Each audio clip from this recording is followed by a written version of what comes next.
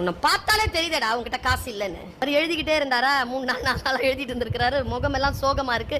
அவர் இன்னும் குளிக்கவும் இல்லை, தூங்கல.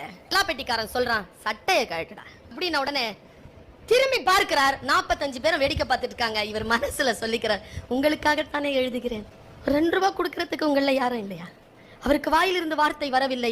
அவர்களை வேடிக்கை பார்த்து விட்டு சட்டையை கழட்டுற. அவன் அதை அப்படியே கல்லாப்பெட்டியில போடுறான். தம்பி, எனக்கு வேலை ஏதாவது செஞ்சிடறேன், நான் போய் காசு எடுத்துட்டு வரதுக்கு மட்டும் எனக்கு அனுமதி கொடு.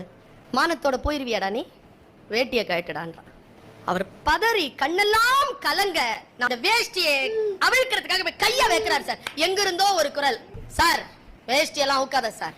நேரம் ஒருத்தன் உள்ள என்ட்ரி. என்னயா, எவ்வளோயா வேணும் உனக்கு? 2 ரூபா. இந்தாடா ஒரு 2 ரூபா போட்டு. சார் ஜிப்பா போடு சார். ஜிப்பாவை அவனே போட்டு விடுகிறான். வெளியில் கையை அழைத்து கொண்டு வந்து ஒரு இருட்டு பக்கத்தில் நிறுத்தி தன்னுடைய வேஷ்டியின் மேல் பகுதியை அவிழ்த்து அப்படி காட்டுறான். இதுல எது சார் உன்னுடைய